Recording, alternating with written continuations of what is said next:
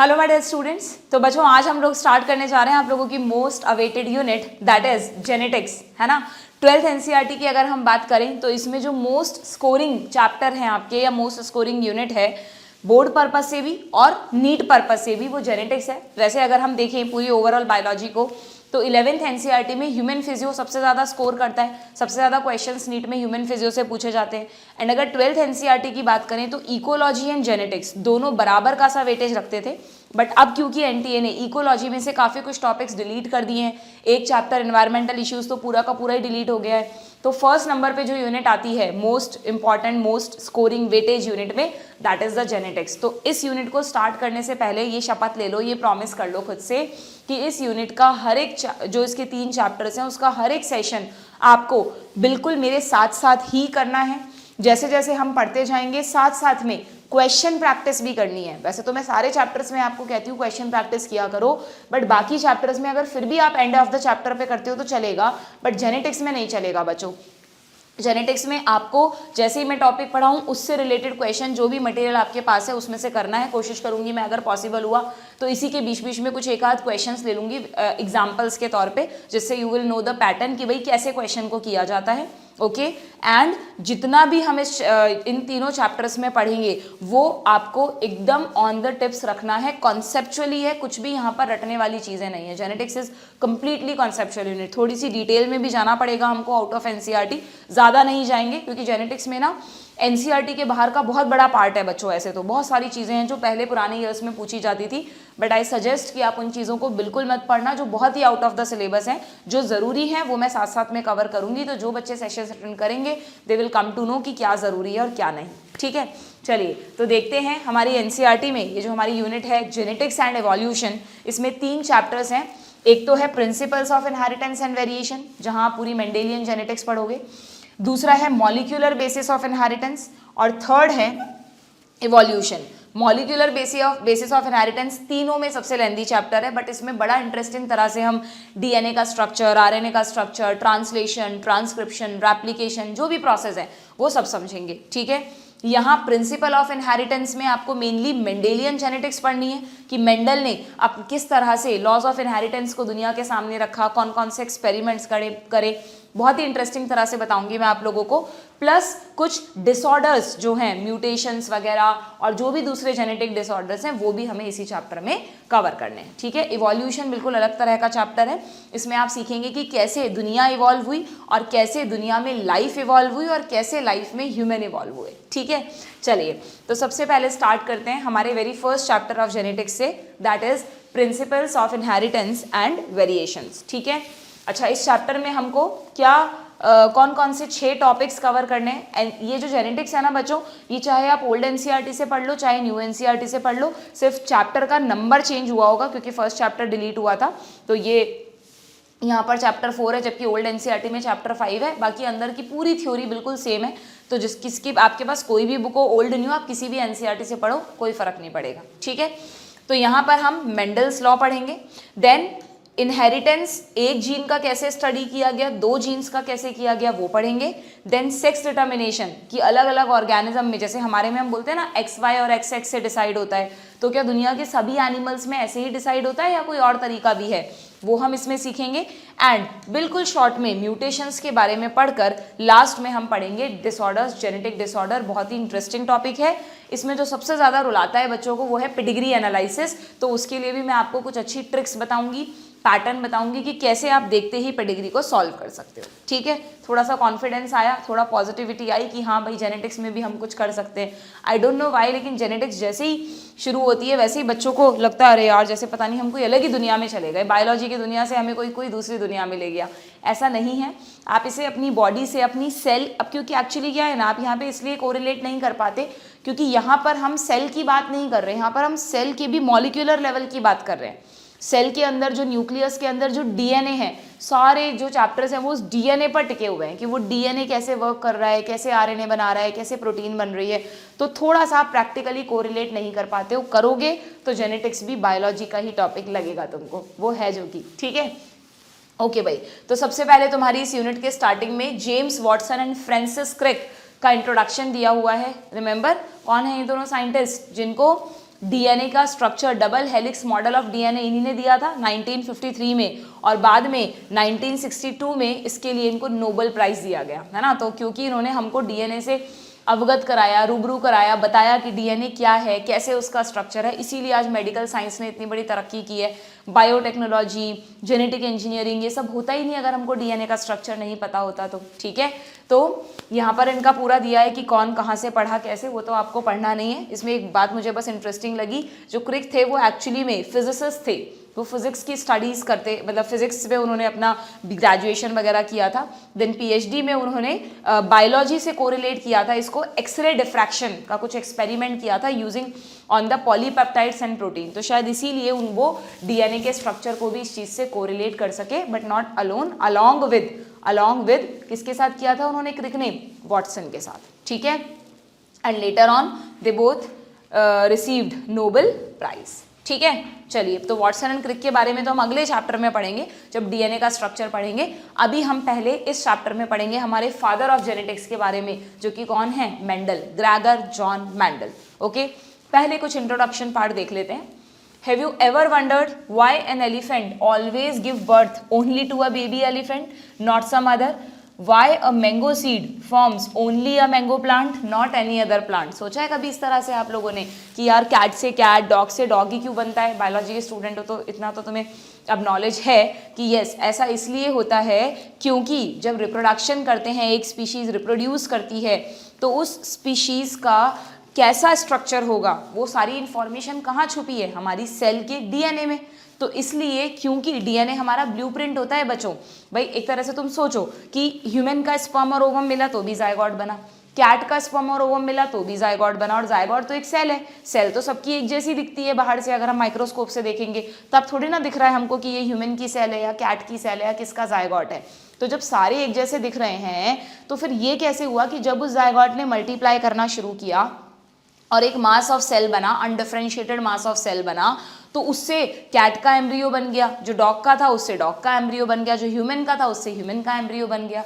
तो कहीं ना कहीं तो इन्फॉर्मेशन छुपी है ना, तो वो इन्फॉर्मेशन एक्चुअली छुपी हुई है उसी जायगोट जो सेल है उसके डीएनए में। डीएनए ही जेनेटिक मटेरियल का इन्फॉर्मेशन को रखता है, उसको कैरी करता है। ये बात बहुत धीरे धीरे समझ में आई थी साइंटिस्ट जो थे अलग अलग, उनको भी।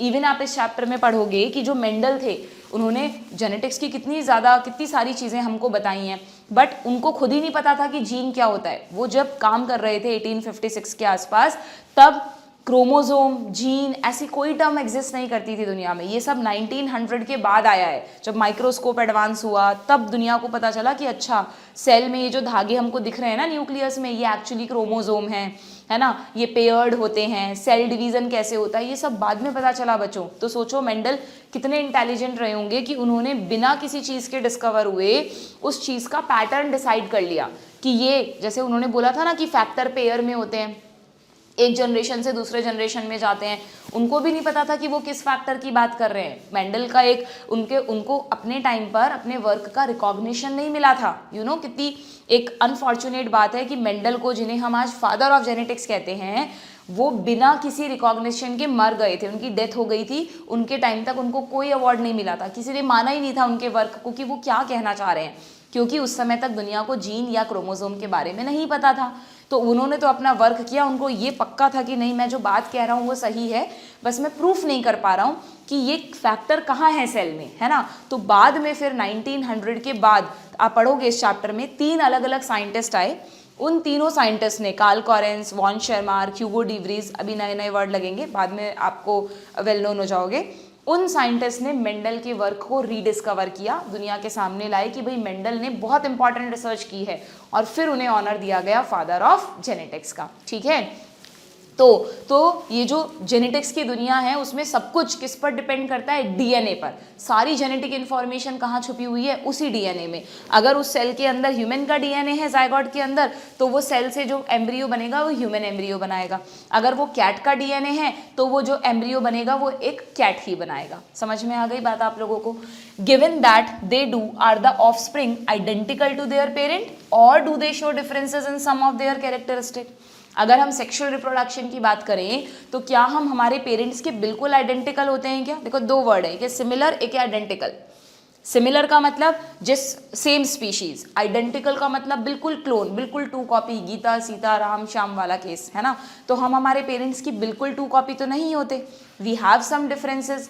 तो have you ever wondered why siblings sometime look so similar और समटाइम इवन सो डिफरेंट? तो थोड़ा बहुत तो इसका बेसिस हमने सेक्सुअल रिप्रोडक्शन में पढ़ा था, बट अब हम इसके मॉलिक्यूलर बेसिस की बात करेंगे कि एक्चुअली में ये जो डिफरेंसेस हैं, जो सिमिलैरिटीज हैं, वो कैसे क्रोमोसोम्स के थ्रू एक जनरेशन से दूसरे जनरेशन में जा रही हैं। ठीक है, these and several related questions are dealt with scientifically in a branch of biology known as genetics.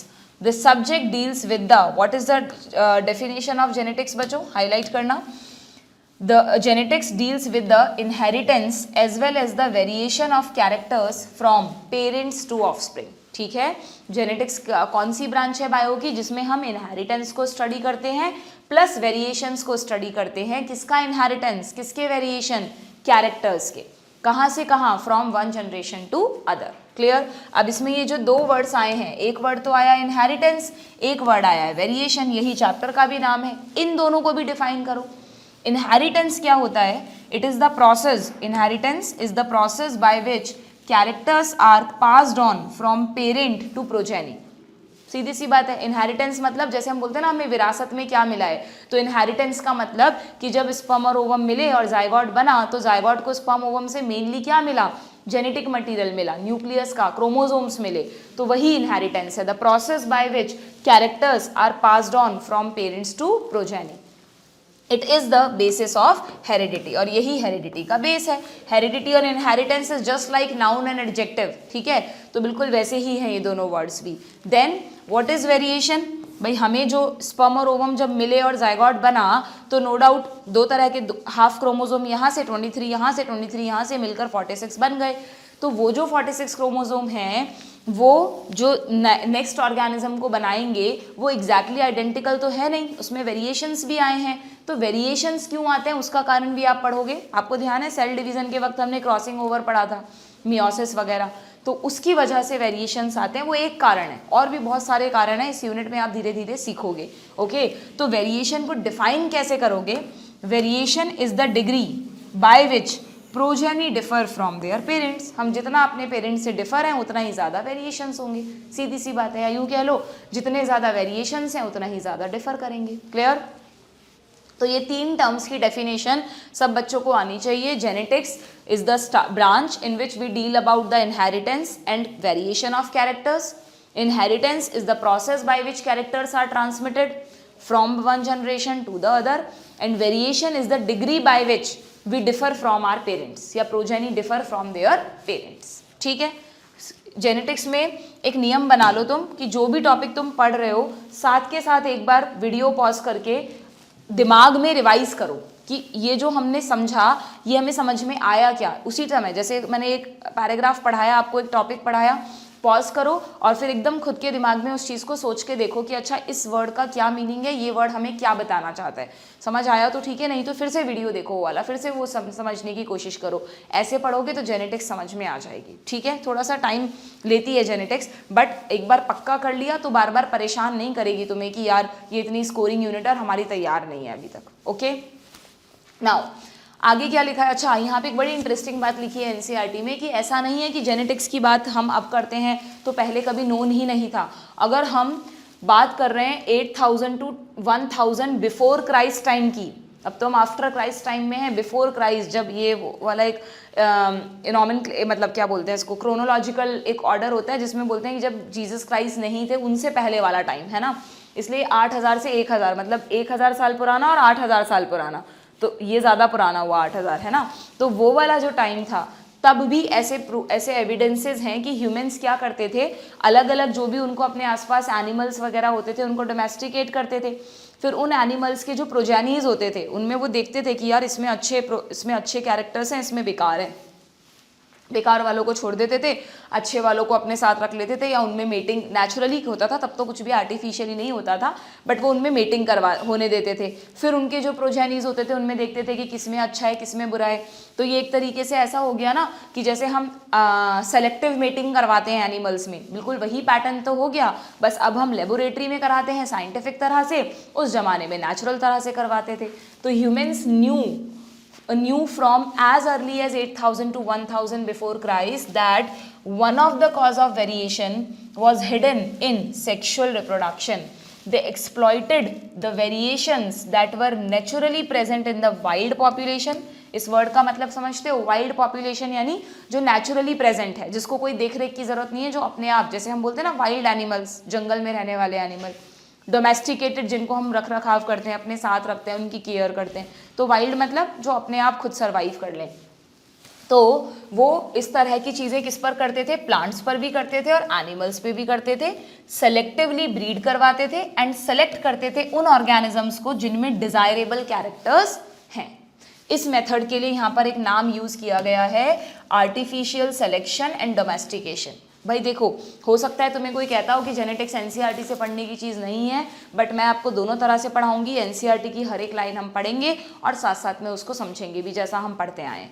मैं तो कहूँगी जेनेटिक्स भी, हाँ जेनेटिक्स में ज़रूर अपने नोट्स चाहिए आप लोगों को, क्योंकि जब रिवाइज करते हैं तो पॉसिबल नहीं हो पाता, इसलिए आप साथ साथ में अपने नोट्स बनाते जाना। जहाँ जहाँ पे मैं बनवाऊँ एडिशनल चीज़ें, वहाँ जहाँ एनसीईआरटी में टिक करवा रहे हैं वहाँ पर वहीं कर लो, ठीक है।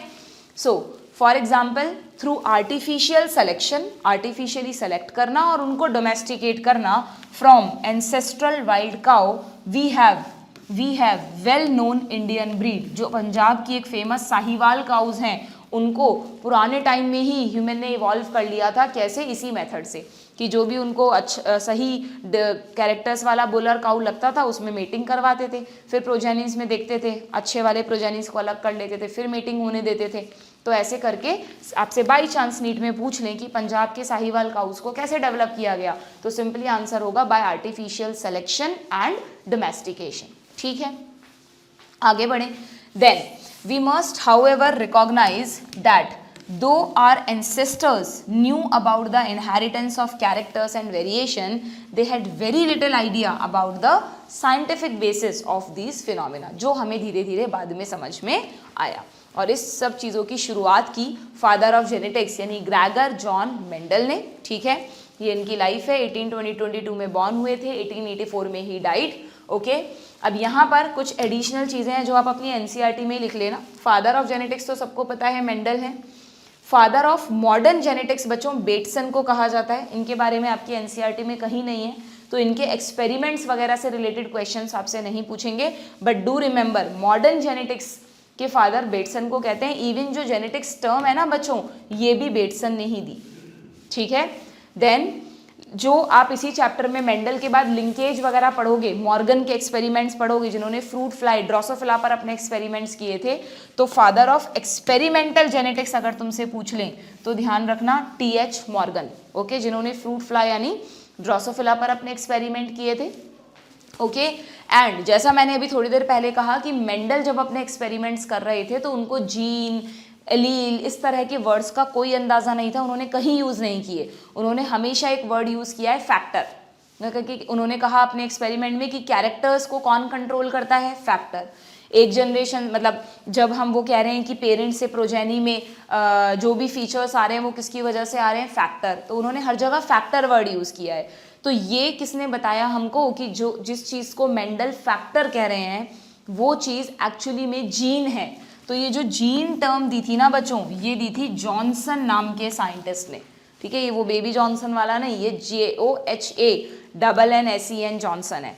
तो gene term, even gene, genotype, phenotype, ये जो 3 टर्म्स पढ़ते हैं ना आप, ये सब जॉनसन ने दी थी लेटर ऑन। ठीक है, 1900 के बाद। ओके, तो ये 5 नाम आपको साइंटिस्ट के पता होने चाहिए। Father of genetics Mendel, father of modern genetics Bateson, father of experimental genetics Morgan, genetics term the Bateson ने एंड जीन टर्म दिया जॉनसन ने। ठीक है, आगे बढ़े। चलो भाई, अब इस चैप्टर को स्टार्ट करने से पहले ना मैं तुमको 1-2 टर्म्स बता देती हूँ अच्छे से, क्योंकि पूरा चैप्टर का नाम ही है जेनेटिक्स, यूनिटी जेनेटिक्स है।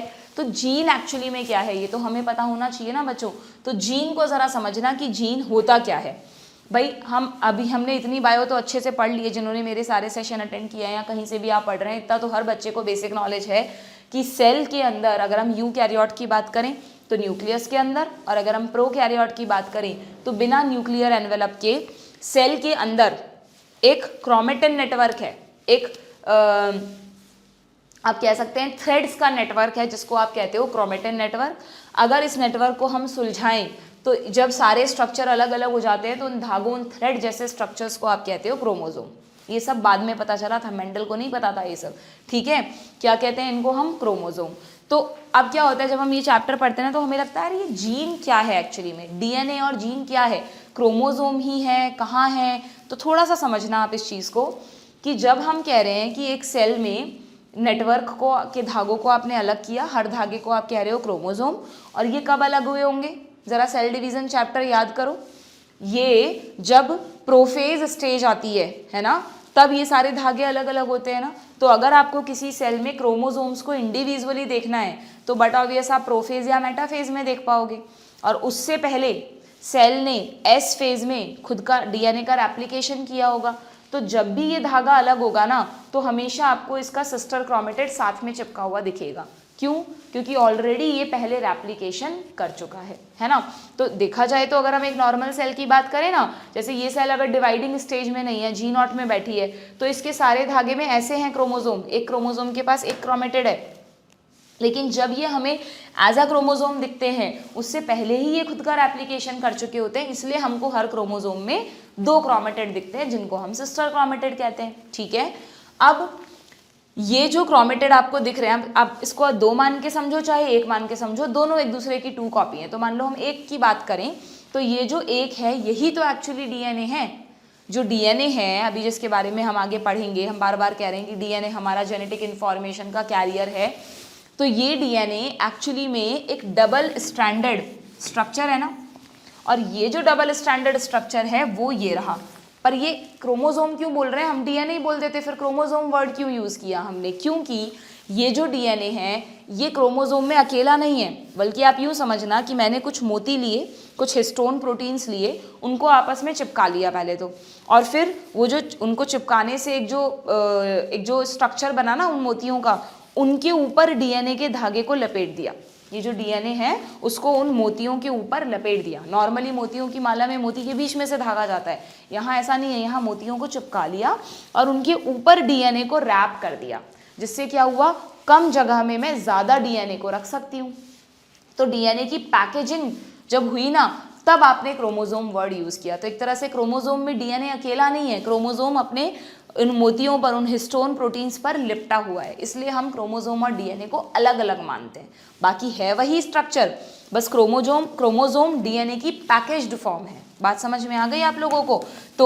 तो यही क्रोमोसोम के आगे मैंने लिखा है what is chromosome, DNA wrapped over histone proteins, है ना। यहाँ मैंने बनाई नहीं बट यहाँ पर इसमें पूरे में खूब सारी हिस्टोन प्रोटीन्स हैं। And what is gene, gene word क्या किसके लिए यूज़ करते हैं हम? क्या एक डीएनए मतलब एक जीन? क्या नहीं। एक बात समझना, जैसे हम ह्यूमन सेल का एग्जांपल लेते हैं, हम कहते हैं कि एक ह्यूमन सेल में 46 क्रोमोसोम्स हैं। तो वो जो 46 क्रोमोसोम्स हैं ना बच्चों, वो उन सबको मान लो मैं एक लाइन में जोड़ दूँ, सबको एक के बाद एक जोड़ते जाऊँ तो एक लगभग 2 मीटर लंबा धागा बन जाएगा। तो वो जो 2 मीटर लंबा धागा है उसी को नेचर ने 46 पीसेज में डिवाइड कर दिया और पैक कर दिया, तो 46 क्रोमोसोम बोल दिया आपने, ठीक है। तो इसका मतलब कि ये जो क्रोमोसोम है, जो डीएनए का एक सेगमेंट हुआ, एक तरह से यूँ मान सकते हो आप, या चलो आप तो ऐसे समझ लो कि ये जो क्रोमोसोम है ये एक डीएनए का एक पार्ट है। अब इस क्रोमोसोम पर एक अकेला जीन नहीं है, ऐसा नहीं है कि पूरा क्रोमोसोम हमारी हाइट को कंट्रोल करेगा। इस क्रोमोसोम पर हमारी हाइट कंट्रोल करने वाला जीन है, हमारी आई कलर कंट्रोल करने वाला जीन है, मान लो हेयर कलर कंट्रोल करने वाला है, स्किन कलर कंट्रोल करने वाला जीन है, बहुत सारे जीन हैं, थाउजेंड्स ऑफ जीन होते हैं एक अकेले क्रोमोसोम पर। तो जीन एक्चुअली में क्या होता है, जीन इस क्रोमोसोम का एक सेगमेंट होता है, इस क्रोमोसोम का या इस डीएनए का एक सेगमेंट होता है जो किसी एक पर्टिकुलर कैरेक्टर को कंट्रोल करता है। तो अगर इस क्रोमोसोम की इतनी लेंथ हाइट को कंट्रोल कर रही है तो ये एक जीन हो गया, इतनी लेंथ किसी दूसरे कैरेक्टर को कंट्रोल कर रही है तो एक दूसरा जीन हो गया, ठीक है ना। तो एक क्रोमोसोम या एक डीएनए पर बहुत सारे जीन प्रेजेंट होते हैं, ओके।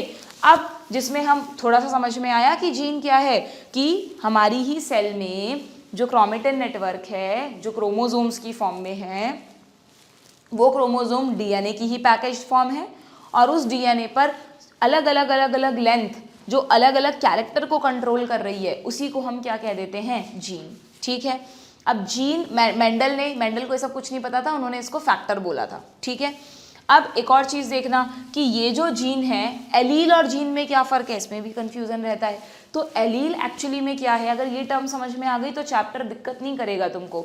अब एलील समझना क्या होता है कि हम अभी बात कर रहे हैं डिप्लॉयड ऑर्गेनिजम्स की। मेंडल ने तो सिर्फ पी प्लांट पे वर्क किया था जो कि डिप्लॉयड होता है, तो ये तो आप सबको पता है कि किसी भी डिप्लॉयड ऑर्गेनिज्म में, किसी भी, अगर मैं डिप्लॉयड ऑर्गेनिज्म की बात करूं तो किसी भी डिप्लॉयड ऑर्गेनिज्म में क्रोमोसोम पेयर में होते हैं ना, यानी आप अगर ये सेल बना रहे हो, ये न्यूक्लियस देख रहे हो, तो उसमें क्रोमोसोम ऐसे पेयर में है ना, और ये जो आप पेयर बनाते हो उसका मतलब भी आपको पता होगा।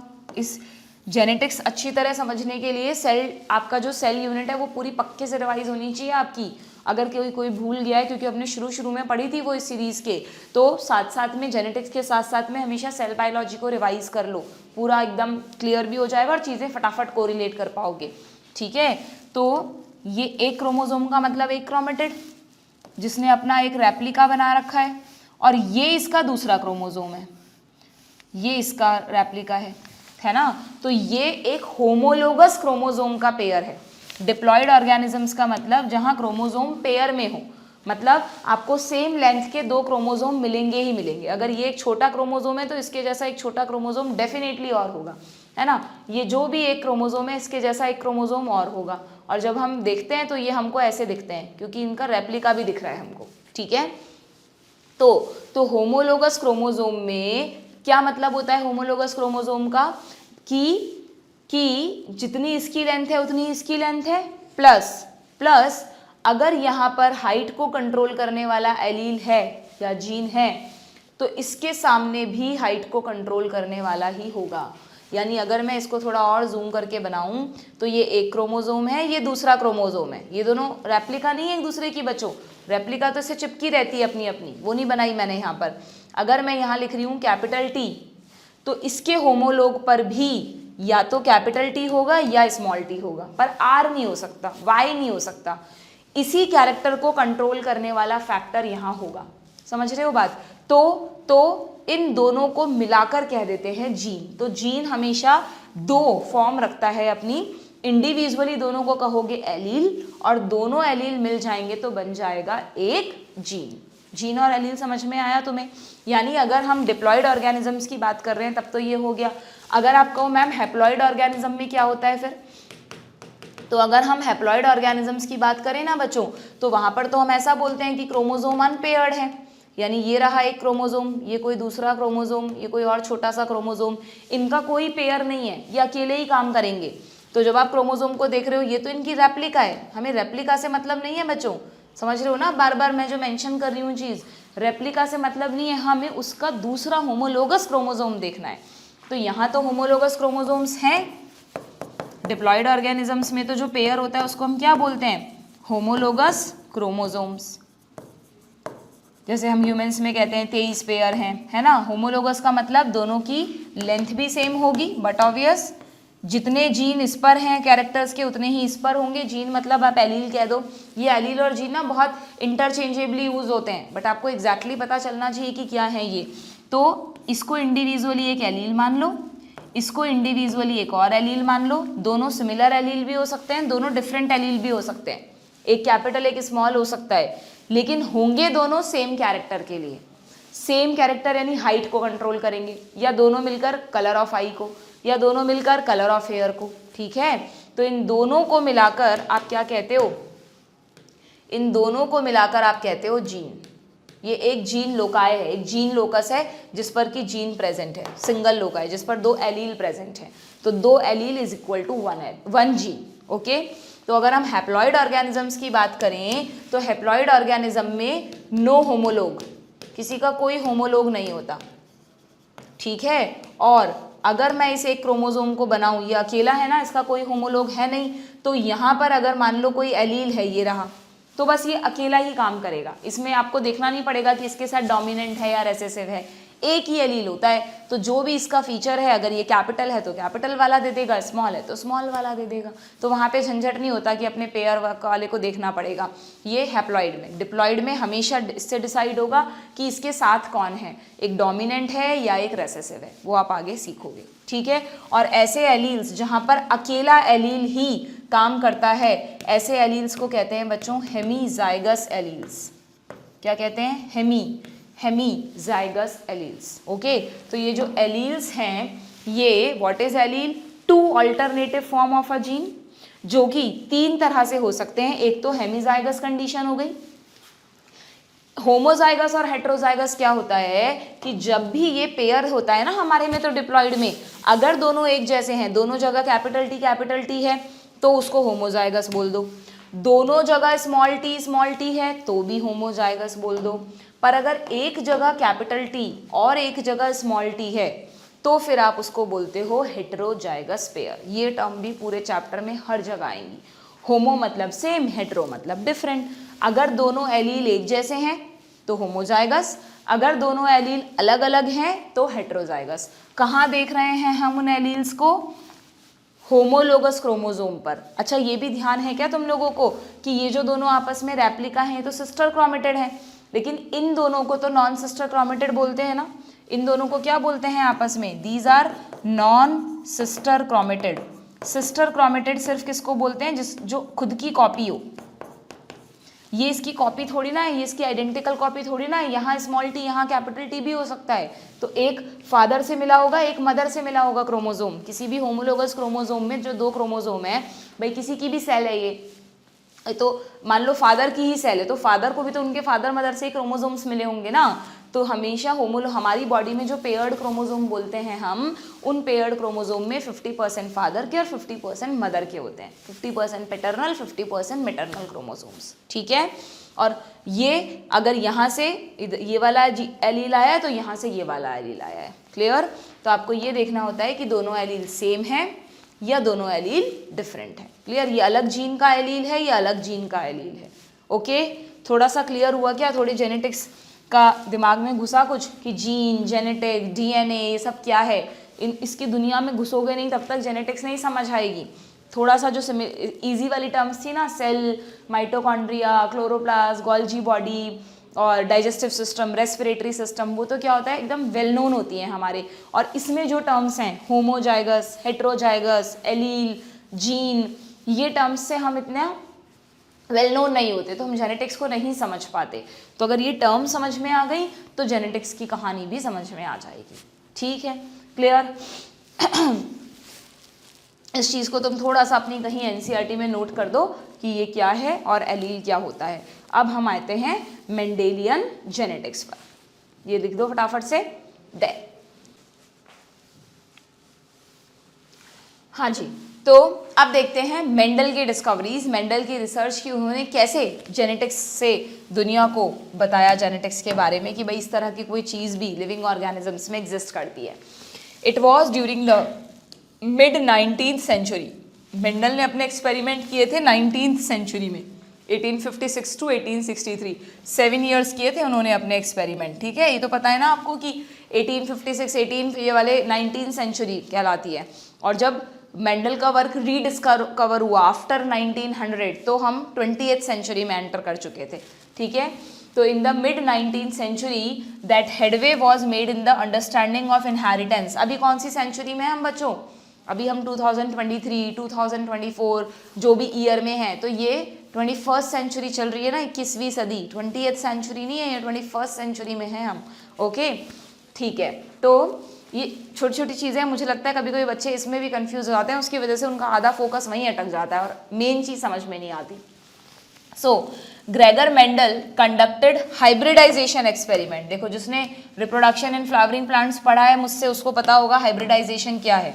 अब कुछ बच्चे तो सोचेंगे यार हमारा तो स्ट्रैटेजी चैप्टर हट गया, हमें क्या मतलब है हाइब्रिडाइजेशन से। बिल्कुल है, रिप्रोडक्शन एंड फ्लावरिंग प्लांट जो आपकी 12th का चैप्टर है बॉटनी का, उसमें हाइब्रिडाइजेशन के ऊपर पैराग्राफ है, वहाँ पे हमने पढ़ा है, वो आपको पढ़ना भी है। जिसने नहीं वो चैप्टर अटेंड किया वो ज़रूर से पढ़ लेना उसको, ठीक है। तो जैसे हमने वहाँ पर हाइब्रिडाइजेशन एक्सपेरिमेंट सीखा था ना कि हम डिसाइड करते हैं एक मेल प्लांट है एक फीमेल प्लांट है, ईमैस्कुलेशन कर देते हैं, फिर बैगिंग करते हैं, फिर पॉलन ग्रेन्स डालते हैं, रीबैगिंग करते हैं, बिल्कुल सेम टाइप के एक्सपेरिमेंट मेंडल ने किए थे। किस पर किए थे? पी प्लांट पर किए थे। पी में भी एक स्वीट पी होता है, एक गार्डन पी होता है, तो ध्यान रखना मेंडल ने किया था गार्डन पी पर। Scientific name you know, Pisum sativum, Pisum sativum. बाद में जो मेंडल के बाद की जेनेटिक्स थी उसके कई एक्सपेरिमेंट स्वीट पी पर भी हुए थे। स्वीट पी अलग होता है, स्वीट पी का साइंटिफिक नेम होता है बच्चों लेथाइरस ओडोरेटस। अगर बाई चांस नीट में ऑप्शंस आएंगे तो हो सकता है वो तुम्हें दोनों ऑप्शन दे दें, गार्डन पी दे दें और स्वीट पी दे दें, ठीक है। तो जो हम खाते हैं मटर garden pea, that is pisum sativum, okay. Lathyrus odoratus अलग है, स्वीट पी उस पर बाद में दूसरे एक्सपेरिमेंट्स हुए थे। 7 साल तक उन्होंने एक्सपेरिमेंट किए लगातार and propose the laws of inheritance in living organisms during Mendel's investigation into inheritance pattern. अब यहाँ पे तुम्हें कुछ पॉइंट्स बताए हैं कि मेंडल की सक्सेस के क्या कारण रहे। मेंडल के लिए दोनों चीज़ें पढ़ेंगे हम। मेंडल को सक्सेसफुल कहा जाता है क्योंकि उन्होंने बिना किसी साइंटिफिक मतलब बिना किसी क्रोमोसोम के बारे में जाने इतना इम्पॉर्टेंट पैटर्न डिस्कवर कर दिया था। और उनको थोड़ा सा अनलकी या अनफॉर्चुनेट कहा जाता है क्योंकि उनके वर्क को किसी ने माना नहीं। तो दोनों तरह से क्वेश्चन आ सकते हैं कि मेंडल वॉज लकी, क्यों, उसके कारण है। आगे हम पढ़ेंगे मेंडल वॉज अनलकी क्योंकि उनके वर्क को रिकॉग्निशन नहीं मिला, तो क्यों नहीं मिला, ठीक है। तो मेंडल अपने वर्क में सक्सेसफुल क्यों रहे? क्योंकि it was the first time that statistical analysis and mathematical logic were applied to problems in biology। Mendel को स्टैटिस्टिक्स की बहुत अच्छी नॉलेज थी बच्चों। तो ये जो हम इसीलिए तुमको जेनेटिक्स समझ में नहीं आती, ये जो होता है ना कि प्रोबेबिलिटी निकालना, इसमें कितना रेशो है कितना नहीं, ये सब मेंडल ने अपने एक्सपेरिमेंट्स में यूज़ किया था, इसी वजह से वो इन चीज़ों को बता पाए थे। देन हिज एक्सपेरिमेंट, वो जहाँ पर रहते थे ना जिस मोनेस्ट्री में, वहाँ पे बहुत सारे पी के फार्म्स थे, तो उसमें उनको खूब सारे पी प्लांट्स अवेलेबल थे, वो आराम से अपने एक्सपेरिमेंट कराते थे। पी का लाइफ स्पैन भी बहुत छोटा होता है, गार्डन पी का लाइफ साइकिल होता है जनरली लाइफ स्पैन होता है 3 to 4 मंथ्स का, तो हर 3 मंथ्स में उनको नए प्रोजेनी मिल जाते थे, ठीक है। और एक पी प्लांट में नंबर ऑफ क्रोमोजोम याद रखना 2n की वैल्यू होती है 14, यानी पी में टोटल 7 पेयर क्रोमोजोम्स होते हैं। पी में टोटल 7 पेयर क्रोमोजोम्स होते हैं, ठीक है। तो उनके पास एक लार्ज सैम्पलिंग साइज था। किसी भी रिसर्च में अगर हमारे पास बहुत बड़ा सैम्पलिंग साइज हो ना तो it gave greater creditability to the data. हर तरह की पॉसिबिलिटी को देख सकते हैं अपन वहाँ पे, ठीक है। Also the confirmation of his inference from experiment on successive generation of his test plant proved that his result pointed to general rules of inheritance rather than being unsubstantiated ideas। इस point की grammar पे इसके English के words पे मत जाना, ये point simply ये कहना चाह रहा है कि मेंडल ने अपनी जो बात दुनिया के सामने रखी थी वो कोरे सिर्फ आइडियाज़ नहीं थे, थ्योरेटिकल बातें नहीं थी, बल्कि प्रैक्टिकली उन्होंने हर अपनी बात को प्रूफ भी करके दिखाया था, okay. Mendel investigated characters in the garden pea plant that were manifested as 2 opposing trait। हाँ, एक सबसे अच्छी बात ये थी कि मेंडल ने जो पी प्लांट चूज़ किया था ना, तो पी प्लांट में जो 7, उनको ना 7 का आंकड़ा बढ़ा है, देखो आप उनके में 7 साल के लिए एक्सपेरिमेंट किए, 7 ही उन्होंने कैरेक्टर चूज़ किए। तो जो 7 कैरेक्टर्स उन्होंने चूज़ किए थे कि भाई मैं इनको स्टडी करूँगा, वो 7 कैरेक्टर्स के 2 ही कॉन्ट्रास्टिंग ट्रेट होते हैं। जैसे हमारे में आप आई कलर की बात करो, हेयर कलर की बात करो, स्किन कलर की बात करो, 2 ही तरह के ट्रेट हैं क्या? सिर्फ 2 ही है क्या कि स्किन या तो एकदम गोरी होगी या एकदम काली होगी? बहुत सारे इंटरमीडिएट कॉम्प्लेक्शंस हैं। हेयर कलर में भी बहुत सारी वैरायटीज़ हैं। आई कलर में ज़्यादातर ब्लैक और ब्राउन होती है, बट कहीं कहीं ग्रेइश या ब्लूइश आई भी दिख जाती है। तो बहुत सारे ऐसे कैरेक्टर्स हैं बच्चों जिनमें मोर देन 2 ट्रेट्स भी होते हैं। ट्रेट्स और कैरेक्टर का मतलब समझते हो? कैरेक्टर वर्ड का मतलब होता है, ये भी तुम ध्यान रखना, ये बार बार आएगा वर्ड, तुम्हें परेशान करेगा वरना। Character and trait. कैरेक्टर अगर मैं कह रही हूँ हाइट ऑफ द ऑर्गेनिज्म, तो ट्रेट हो गया टॉल एंड ड्वार्फ, समझ गए। अगर मैं कह रही हूं आई कलर, तो उसका ट्रेट हो गया ब्लैक, ब्राउन, या तो ब्लैक एंड ब्राउन दो ही हैं, या हो सकता है ब्लू भी हो, हल्का सा ग्रे भी हो, ठीक है। तो जो भी उस कैरेक्टर के एक्सप्रेशंस हैं उनको ट्रेट्स कहते हैं, ओके। तो यहाँ पर क्या लिखा है कि मेंडल वॉज लकी, क्योंकि उनने जो 7 कैरेक्टर्स लिए उनके 2 ही कॉन्ट्रास्टिंग ट्रेट थे। जैसे पी में उन्होंने लिया तो जितने भी 7 कैरेक्टर लिए उनके 2 ही ऑपोजिंग ट्रेट थे, जैसे टॉल और ड्वार्फ, येलो और ग्रीन। अभी हम सारे ट्रेट्स देखेंगे, ठीक है। This allowed him to set up a basic framework of rules governing inheritance. अगर इतने सारे वेरिएशन मेंडल ने जो चूज किया पी प्लांट पे होते ना, तो वो कभी एक जनरलाइज लॉ पे पहुंच ही नहीं पाते, ठीक है।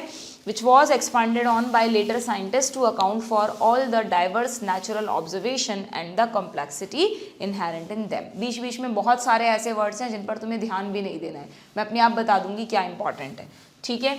नाउ मेंडल कंडक्टेड सच आर्टिफिशियल पॉलिनेशन या क्रॉस पॉलिनेशन एक्सपेरिमेंट्स यूजिंग, हाँ अब यहाँ पर एक टर्म और है बच्चों, ट्रू ब्रीडिंग पी लाइन्स।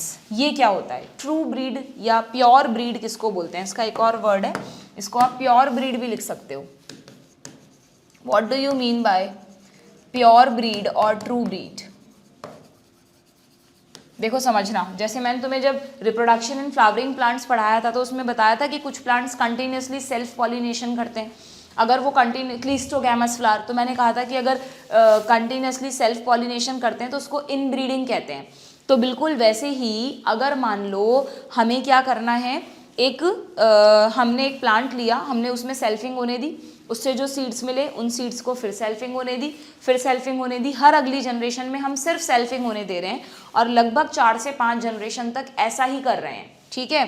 तो मान लो ये कोई प्लांट है ए, इसके सेल्फिंग से बने बहुत सारे प्लांट बी, फिर उनमें भी सेल्फिंग होने दी, फिर नेक्स्ट सी, फिर ऐसे करके सेल्फिंग होने दे रहे हैं, हम क्रॉस नहीं करवा रहे।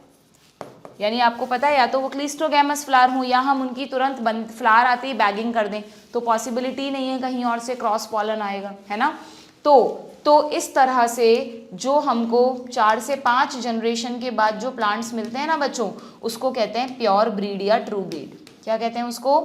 प्योर ब्रीड या ट्रू ब्रीड, क्योंकि इसमें कोई भी दूसरे कैरेक्टर्स ऐड नहीं हुए हैं, बल्कि same character he pass on होता जा रहा है। वही कैरेक्टर जो पेरेंट में है वही इसमें जाएगा, इससे इसमें जाएगा, क्योंकि कोई दूसरा पेरेंट ही इन्वॉल्व नहीं हो रहा।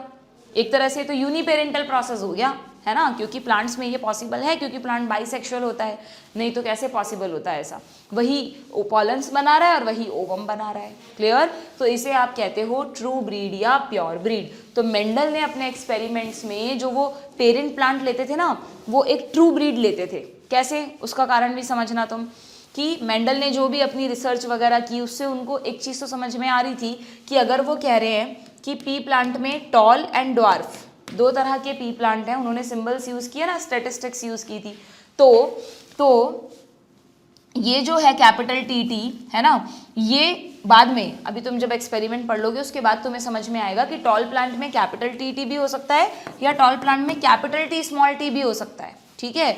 तो मेंडल के दिमाग में ये था कि यार अगर ये वाला प्लांट टॉल है ना, तो जब इसमें सेल्फिंग होगी तो जो इसके प्रोजेनी होंगे उसमें मुझे टॉल प्लांट भी मिलेंगे और उसमें मुझको ड्वार्फ प्लांट भी मिलेंगे। कैसे, वो मैं समझाऊंगी तुम्हें आगे, है ना। तो वो इस ड्वार्फ को हटा देंगे यहाँ से, या एक तरह से अगर उनको अलग टाइप का मिल गए ना 2 तरह के प्लांट, तो वो उसको प्योर ब्रीड नहीं मानते थे। अगर वो सपोज करो उन्होंने एक कैपिटल टी प्लांट लिया है, उसमें सेल्फिंग होने दी है, तो इसमें तो है ही कैपिटल टी एलील, तो बट ऑब्वियस जितने भी प्रोजेनी होंगे टॉल होंगे, उनके भी जितने भी प्रोजेनी होंगे टॉल होंगे। अगर ड्वार्फ लिया है स्मॉल टी वाला, तो हर प्रोजेनी ड्वार्फ ही ड्वार्फ मिलेगा कि नहीं? इस कंडीशन में नहीं मिलेगा हेट्रोजाइगस में। होमोजाइगस अगर कोई है तो उस कैरेक्टर के लिए पेरेंट्स से बच्चों में कितनी भी जनरेशन्स तक आप सेल्फिंग कराओ, सेम कैरेक्टर मिलता जाएगा ना। तो इससे वो ये डिसाइड करते थे कि ये जो प्योर ब्रीड मैं ले रहा हूँ वो एक होमोजाइगस कंडीशन वाला प्लांट है, ठीक है।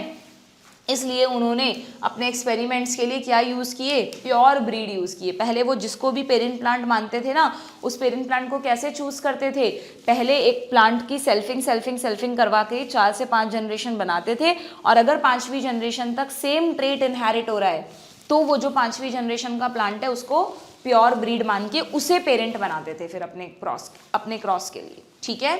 तो Mendel conducted such artificial experiments using several true breeding T lines. What is true breeding line, highlight कर देना definition. A true breeding line is the one that having undergone continuous self-pollination show the stable trait inheritance and expression for several generation। एक ऐसा plant जिसने stable trait inheritance show किया हो, same trait inherit हो रहा है, वही खुद को एक्सप्रेस कर रहा है फॉर सेवरल जनरेशंस, 5, 6, 7 जनरेशंस तक सेम ट्रेट ही बार बार अपीयर हो रहा है, तो हम मानेंगे कि दिस प्लांट इज होमोजाइगस या this plant is pure breed, ठीक है। सो मेंडल ने कितने तरह के प्योर ब्रीड प्लांट लिए, बट ऑब्वियस 14 तरह के। ये एक बार नीट में क्वेश्चन आया था, अभी इतना सिंपल सा क्वेश्चन था, how many true breeding P varieties Mendel has chosen, तो 14। क्यों, क्योंकि 7 कैरेक्टर थे, उनके 2 तरह के प्लांट थे, तो pure tall, pure dwarf, pure violet, pure white flowers, ठीक है। Plant varieties as pair which were similar except for one character with contrasting trait. Some of the contrasting trait selected were, अब Mendel ने कौन कौन से trait select किए थे, यहाँ तो थ्योरेटिकली दिया है, बट हम इसको सीधा टेबल में देखेंगे कि जो 7 कैरेक्टर्स मेंडल ने लिए थे वो 7 कैरेक्टर कौन से थे। देखो बच्चों, यहीं पे याद भी कर सकते हो तुम। एक तो स्टेम की हाइट थी, 2 फ्लावर के कैरेक्टर्स थे, 2 जो मटर की फली होती है पॉड उसके कैरेक्टर्स थे, और 2 सीड के कैरेक्टर्स थे। पॉड यानी ये, और सीड यानी इसके अंदर ये जो सीड्स लगे हुए हैं, ठीक है। तो देखो स्टेम हाइट में तो हमें पता ही है, टॉल, ड्वार्फ। फ्लावर कलर और फ्लावर पोजीशन में क्या था, फ्लावर में अगर हम देखेंगे गार्डन पी में तो 2 कलर के फ्लावर होते हैं, या तो वॉयलेट या वाइट, दिखाएं क्या इसमें, ये रहे, या तो वॉयलेट या वाइट। फ्लावर की पोजीशन की अगर हम बात करें, जब मैंने तुम्हें मॉर्फोलॉजी पढ़ाया था तब समझाया था क्या कि फ्लावर्स यहाँ पे किसी भी ब्रांच जो निकलती है उसके एक्सेस पे भी हो सकते हैं या ब्रांच के टिप पे भी हो सकते हैं, तो इनको तो एक्सियल फ्लावर कहते हैं, इसको अपाइकल फ्लावर कहते हैं, यस और नो।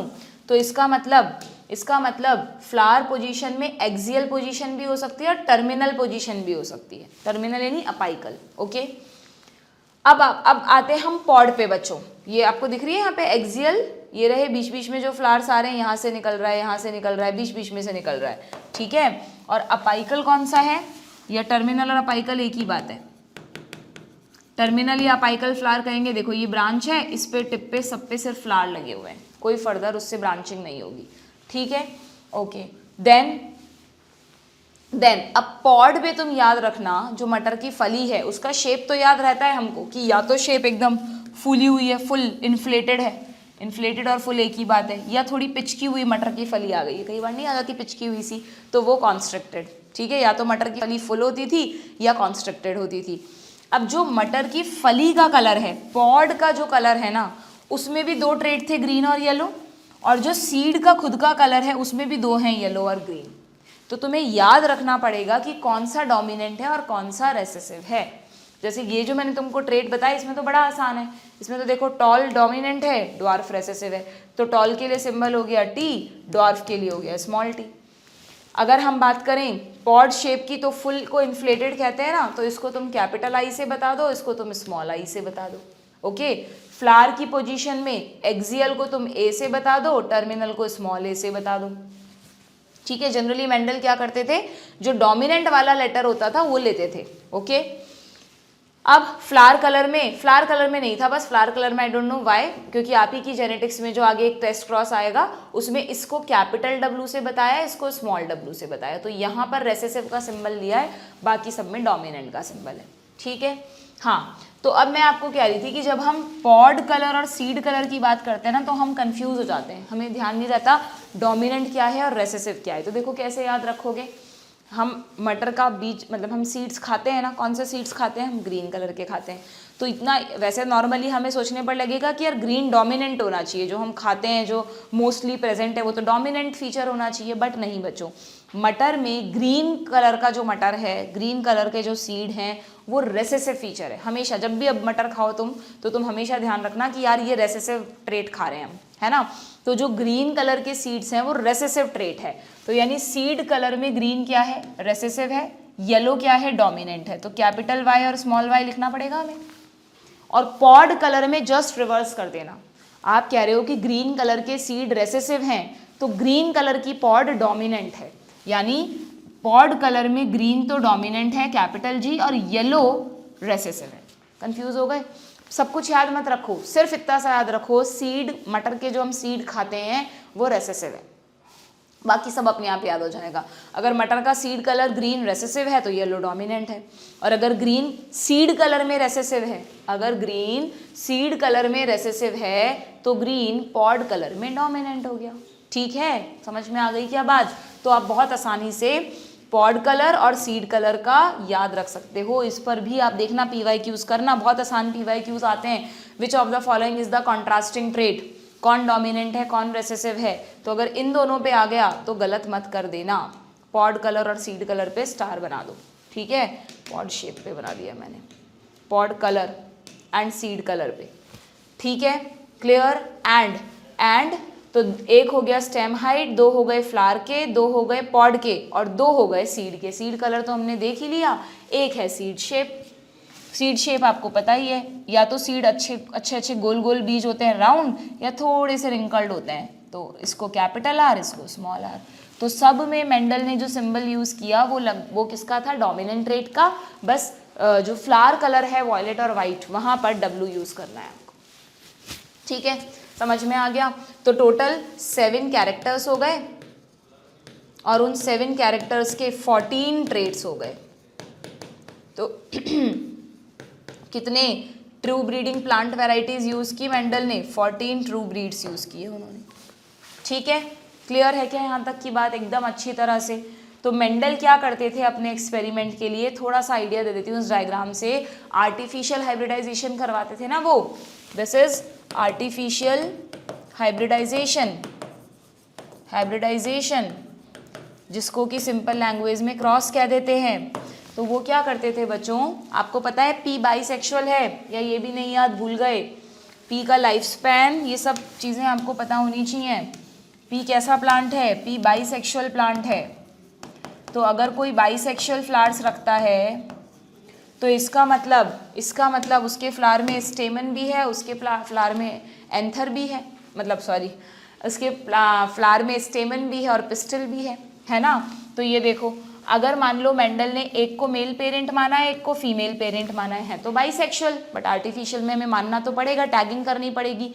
तो जिसको मेल पेरेंट माना है उसमें तो कुछ नहीं करना, वहाँ से तो बस पॉलन ग्रेन्स कलेक्ट करने होंगे हमको। पर जिसको फीमेल पेरेंट माना है, अगर ये एक प्लांट है, इस पर जितने भी फ्लावर्स लगे हुए हैं वो सब बाइसेक्सुअल हैं, मुझे इसको फीमेल पेरेंट मानना है, तो what I have to do, मुझे इस सब के एंथर्स रिमूव करने पड़ेंगे। जितने भी फ्लावर इस प्लांट पे हैं सबके एंथर्स को फोर्सेप या सिजर से कट कर करके हटाना है, और वो भी बिफोर मैचुरेशन। जब फ्लावर बड स्टेज में है, ध्यान से उसकी पेटल्स को दूर करके उनको निकाल देना है, वरना अगर इसी के पॉलन इसी की स्टिग्मा पे गिर गए तो ये तो सेल्फिंग हो गई, हमें तो क्रॉस करवाना है। तो इसलिए इस स्टेप को क्या कहते हैं, रिमूवल ऑफ एंथर्स को ईमैस्कुलेशन। वेरी वेरी इंपॉर्टेंट, ये हम सीख चुके हैं इससे पहले वाले चैप्टर में। Emasculation, that is removal of anther. ठीक है, समझ में आ गई क्या बात? तो बस मेंडल क्या करते थे, दोनों प्लांट्स तैयार कर लेते थे। मेल प्लांट को तो अपने आप में मैच्योर हो, तो मेल प्लांट में से स्टिग्मा हटाने की जरूरत नहीं है, हम सीख चुके हैं। यहाँ क्यों हटाएं हम, यहाँ पे हमें कोई रिस्क थोड़ा है, ये तो हमारे लिए सोर्स ऑफ पॉलन है।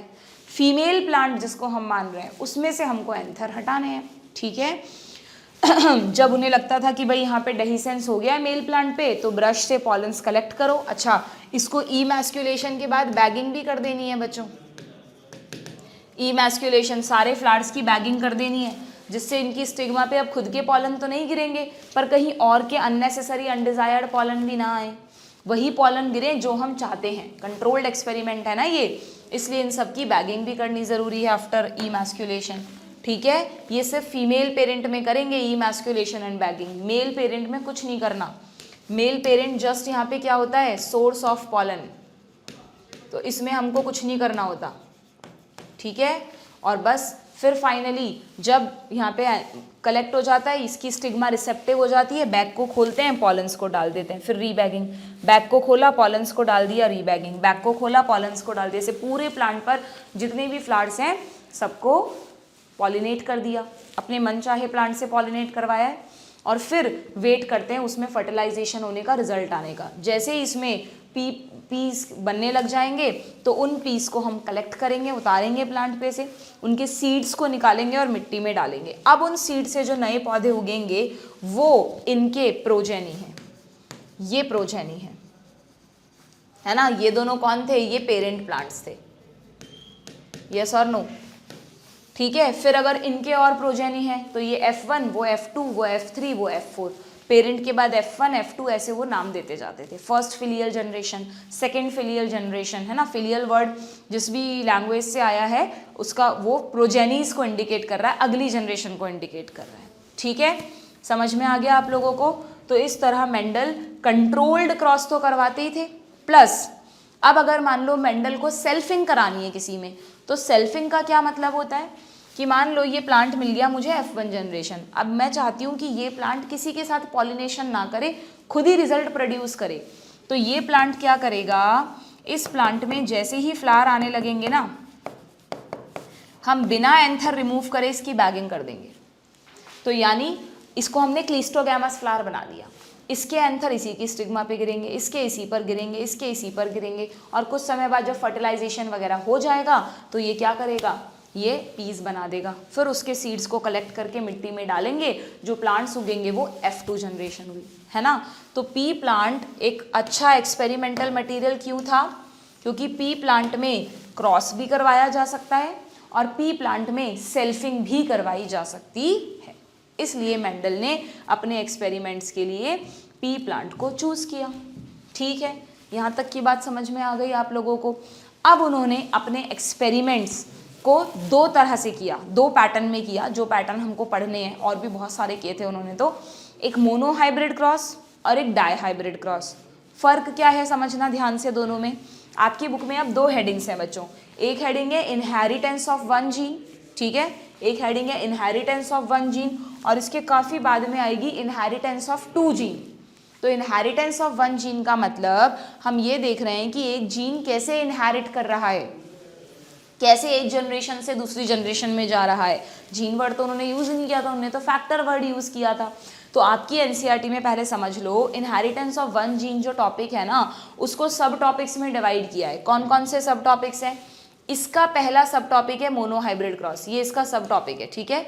इसका इनहेरिटेंस ऑफ वन जीन में पहले हम मेंडल का क्रॉस पढ़ेंगे, that is mono hybrid cross, ठीक है। उसमें बहुत सारी थ्योरी दे रखी है, मैं आपको बताऊंगी इन शॉर्ट करके कि उसका मेन मीनिंग क्या है। फिर आप देखो आगे जाओ, एक पैराग्राफ होगा इसी के एंड में, जहाँ पर आपके बुक में देखो ये वाला डायग्राम होगा, उस डायग्राम से जस्ट पहले वाले पेज पर ये होगा एक पैराग्राफ, इसके ऊपर लिख दो टेस्ट क्रॉस। इस पे अलग से क्वेश्चंस आते हैं, ये भी हम पढ़ेंगे, ये भी मेंडल ने ही बताया था मेथड क्या होता है टेस्ट क्रॉस। और फिर टेस्ट क्रॉस के बाद आपको लॉ दिए हुए हैं वो हम पढ़ेंगे, और फिर इसी इनहेरिटेंस ऑफ वन जीन में हम कुछ एक्सेप्शंस भी पढ़ेंगे कि मेंडल ने तो एक लॉ ऑफ डोमिनेंस की बात की थी, बट उस लॉ ऑफ डोमिनेंस के कुछ एक्सेप्शंस थे। तो उसमें इनकम्प्लीट डोमिनेंस, उसमें कोडोमिनेंस, इनकम्प्लीट डोमिनेंस है, उसमें कोडोमिनेंस है, ठीक है। कोडोमिनेंस के जस्ट बाद एक पैराग्राफ है मल्टीपल एलिलिज्म का, और उसके बाद एक पैराग्राफ है उसमें मैं आपको प्लियोट्रॉपी भी समझा दूंगी साथ में। आपकी एनसीईआरटी में आप देखना प्लियोट्रॉपी आगे दिया है, बट हम उसको यहीं पर कवर करेंगे। तो इनहेरिटेंस ऑफ वन जीन के ही सारे फीचर्स हैं ये, कि जब हम एक अकेले जीन को स्टडी करते हैं तो उसे स्टडी करने के लिए मेंडल ने तो यूज़ किया था मोनो हाइब्रिड क्रॉस, और कहा भाई लॉ ऑफ डोमिनेंस होता है कि अगर दो ट्रेट्स हैं तो एक खुद को एक्सप्रेस करता है, एक नहीं कर पाता, अगर दोनों साथ में आ जाएं तो। बट लेटर ऑन बाद में दूसरे जो साइंटिस्ट थे उनको पता लगा कि नहीं यार, कुछ जगहों पर इनकम्प्लीट डोमिनेंस भी है, कहीं कहीं कोडोमिनेंस भी है। तो ये सारी चीज़ें इनहेरिटेंस ऑफ वन जीन में ही हमको स्टडी करनी है, ओके। तो यहाँ से हम स्टार्ट करेंगे नेक्स्ट सेशन में आज जो मैंने आपको पूरा, आज हमने बहुत ज़्यादा नहीं पढ़ा इस चैप्टर का पार्ट, लेकिन आज जो हमने बेस पढ़ा है पूरा इस चैप्टर का वो बहुत ज़्यादा इंपॉर्टेंट है। आप एक बार दिमाग में रिवाइज करो, सारी टर्म्स जो मैंने बताई हैं आपको समझ में आ गई क्या? नेक्स्ट सेशन में will start with the inheritance of one gene. अच्छा, थोड़ा सा मैं आपको है ना मेंडल के क्रॉस का एक आइडिया दे जाती हूँ, जिससे आपको नेक्स्ट क्लास थोड़ी सी इंटरेस्टिंग लगेगी। मेंडल ने जब अपने एक्सपेरिमेंट शुरू किए ना, तो मेंडल को बड़े सरप्राइजिंग रिजल्ट्स मिलते थे। मेंडल ने क्या किया, अपने एक्सपेरिमेंट शुरू करने के लिए जो 2 पेरेंट प्लांट लिए ना क्रॉस करवाने के लिए, उसमें से एक टॉल लिया, एक ड्वार्फ लिया। अच्छा, पी में कोई इंटरमीडिएट हाइट नहीं होती, पी में जो टॉल होता है उसकी हाइट, जो टॉल वालों सबकी लगभग बराबर ही होती है, जो ड्वार्फ होते हैं उनकी भी सबकी लगभग बराबर ही होती है। इसलिए हम कह रहे हैं 2 कॉन्ट्रास्टिंग ट्रेट। ह्यूमन में तो कितनी सारी हाइट है, 3.5, 3.2, 4.5, 5.5। यहाँ ऐसा नहीं है। टॉल का मतलब टॉल, ड्वार्फ का मतलब ड्वार्फ, सेम हाइट लगभग, ठीक है। तो मेंडल ने क्या किया, उन्होंने कहा यार मैं एक टॉल और ड्वार्फ को क्रॉस करा के देखता हूँ। तो उन्होंने एक टॉल और ड्वार्फ का क्रॉस कराया। तो भाई तुम सोचो लॉजिकली क्या होगा कि अगर एक पेरेंट टॉल है, एक ड्वार्फ है, तो मेंडल को लगा यार जो रिजल्ट आएगा उसमें या तो मुझे टॉल प्लांट भी मिलेंगे, ड्वार्फ भी मिलेंगे, या हो सकता है कुछ इंटरमीडिएट हाइट के प्लांट मिल जाएं। But he was very surprise. जो रिजल्ट्स आए उसमें F1 जनरेशन में सारे प्लांट बच्चों टॉल मिले।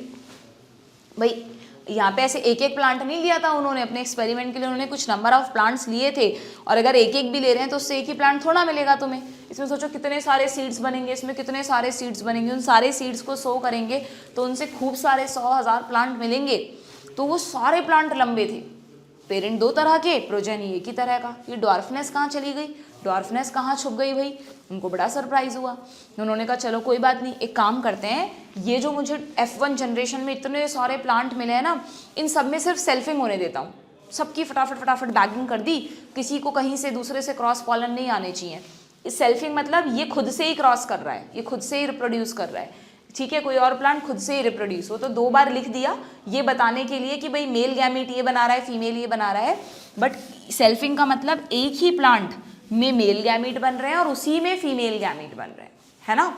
तो जब उन्होंने सेम चीज़ को 2 बार लिख लिया है यहाँ पे आपको।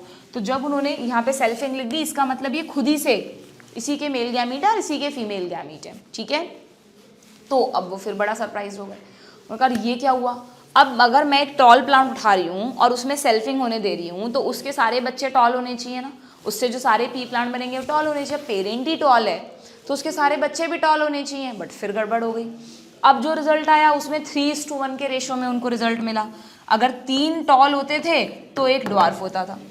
यानी अगर 100 प्लांट्स हैं तो उन 100 प्लांट्स में 75 तो टॉल थे और 25 ड्वार्फ प्लांट थे। तो उनको 3:1 के रेशो में रिजल्ट मिल रहा था। उन्होंने कहा यार ये तो बड़ी गजब बात है कि टॉल और ड्वार्फ में क्रॉस करा रहे हैं तो सारे टॉल मिल रहे हैं।